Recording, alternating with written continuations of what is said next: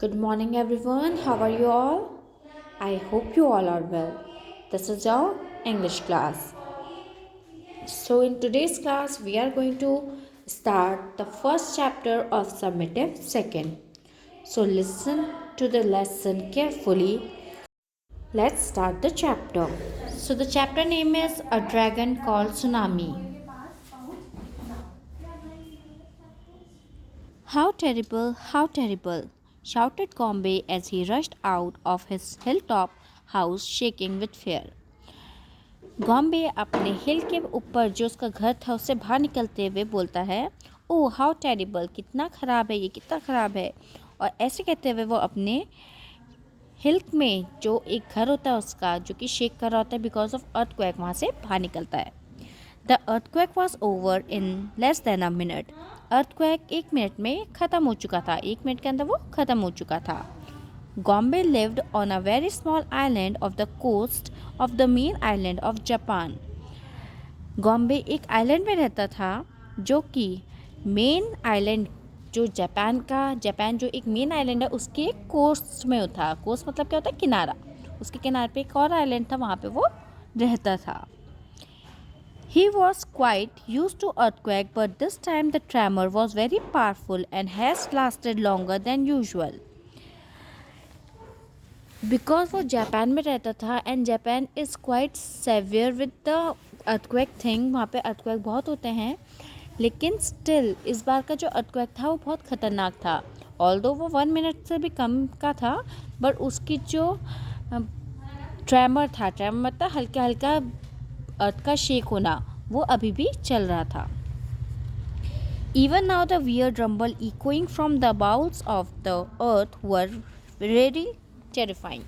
और जो आवाज़ें आती हैं, जब आवाज़ें कैसे आती, इको करने की, जैसे कि पत्थर या फिर कोई चीज़ें क्या कर रही है, रोल कर रही हैं अर्थ सरफेस में, इस तरह की आवाज़ का इको हो रहा था और वो बहुत डरावना था, टेरिफाइंग था। If you talk about island, island क्या होता है, एक ऐसा लैंडफॉर्म जिसके अराउंड क्या होता है, वाटर होता है। एक ऐसा लैंडफॉर्म जिसके 4 साइड में पूरा क्या हो, वाटर हो, उसे हम आइलैंड कहते हैं। Okay, let's move to the next page. Gombe looked down uneasily at the village nestling below the hills. गॉम्बे बहुत ही परेशानी के साथ एक विलेज को देखता है जो हिल के नीचे होता है। It seemed that all the people were busy in their field preparing for the harvest festival that they had not even noticed the earthquake. उसको लगा कि जो लोग हैं वो इतने बिजी हैं अपने हार्वेस्ट फेस्टिवल के लिए कि उन्हें पता ही नहीं चला कि यहाँ अर्थक्वेक भी आया है। What is harvest festival? Harvest festival is that time when we cut the crops. Okay, when we cut the ripened crops. For example, in India we celebrate Baisakhi as a harvest festival. Okay, so Japan में भी harvest festival की preparation हो रही थी और उसको लगा कि because of the preparation of harvest festival लोगों को पता ही नहीं चला कि अर्थक्वेक भी आया था। Okay, next paragraph. Then Gombe looked toward the sea and gaped, horror-stricken to see that the wind was blowing in the wrong direction. It was blowing from land and towards the sea. तब गॉम्बे ने बहुत ही ज़्यादा डर के साथ इधर उधर देखा और उसको रियलाइज़ हुआ कि जो विंड ब्लो कर रही है वो रॉन्ग डायरेक्शन में कर रही है। ऑल्दो से क्या होना चाहिए था, सी से लैंड की तरफ जाना चाहिए था, लेकिन यहाँ पे ऑपोजिट डायरेक्शन में जाई थी, वो लैंड से सी की तरफ जा रही थी। Next paragraph. Oh God help us, tsunami is coming to destroy us, shrieked Gombe as heavy gale winds swept from the shore, hurling the waves away from the beach, revealing the sandy weights and black rocks that had been covered by the ocean water. सो उसने देखा कि क्या आ रही है, tsunami आ रही है, तो वो बोलता है कि ओ गॉड हेल्प अस, सुनामी यहाँ पे आ चुकी है और हमें डिस्ट्रॉय कर देगी। ऐसे चीखते हुए गॉम्बे ने देखा कि जो विंड है वो बहुत तेज़ी से आ रही है और वो जो शोर है, यानी जहाँ पे आपका सी शोर क्या होता है, जो कोस्ट होता है उसका, ठीक है, सी का किनारा होता है, जो सी का किनारा है उसमें बहुत तेज़ी से हवा आ रही है और जो वेव्स आ रही हैं वो भी बीच की तरफ से आ रही हैं, तो यानी उस साइड से क्या आ रही है, बहुत तेज़ हवाएं आ रही हैं लैंड की तरफ से, और सी की तरफ से बहुत बड़ी बड़ी वेव्स आ रही है और उसकी वजह से जो पानी है वो उठ चुका है और नीचे के रॉक और सैंड दिख रहा है। It will swallow the whole village in a gulp, thought Gombe. Rushing into his little house, he ran out again, holding a flaming torch of pine wood. और उसने सोचा कि ये तो एक ही बार में हम सबको निकल लेगी, और ये सोच के वो अपनी छोटे से घर की तरफ भागता है और अपने हाथ में एक फ्लेमिंग टॉर्च लेता है, यानी जली हुई एक टॉर्च लेता है जो कि पाइन वुड की बनी होती है। Okay, let's move to the next page.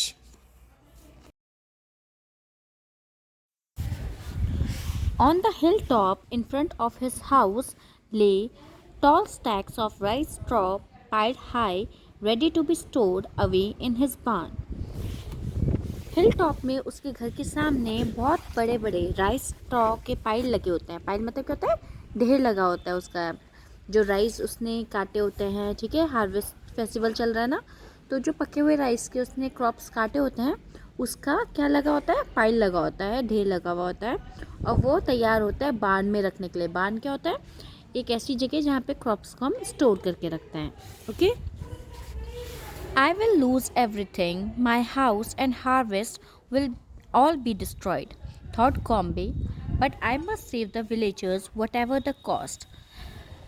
गॉम्बे सोचता है मैं सब कुछ खो दूंगा, अपना घर, जितने भी हमारा हार्वेस्ट हुआ है, यानी जितने भी हमारे क्रॉप्स हैं, ये सब क्या हो जाएंगे? डिस्ट्रॉय हो जाएंगे, ख़राब हो जाएंगे। But I must save the villagers, देखिए मुझे अपने विलेजर्स को सेव करना पड़ेगा, चाहे उसके लिए मुझे कुछ भी करना पड़े। An agony of pain and fear twisted his stomach.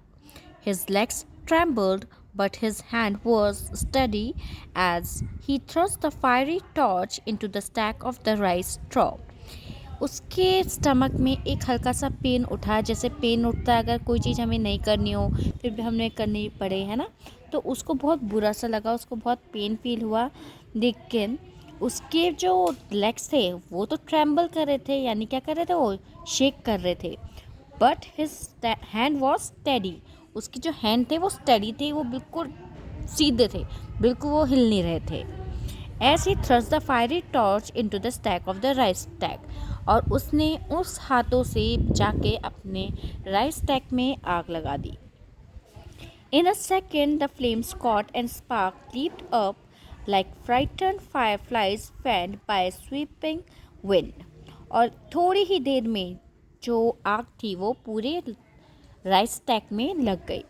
जैसे हल्की सी चिंगारी लग होती है, उसमें हम हल्का सा फूंक मारते हैं तो वो जल जाती है ना एकदम से, वैसे ही वो जो राइस स्टैक्स थे, जितने भी पाइल थे, वो सारे क्या हो गए थे?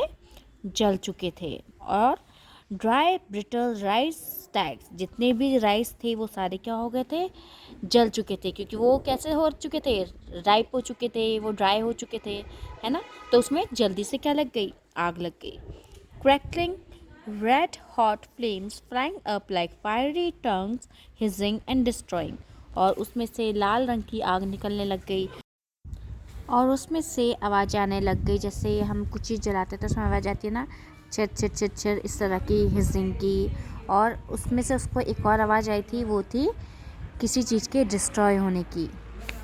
Now all the tall stacks were aflame like gigantic torches, अब जितने भी वहाँ पे फ्लेम्स थे वो जलते जा रहे थे और एक बहुत बड़ी सी टॉर्च बन चुकी थी।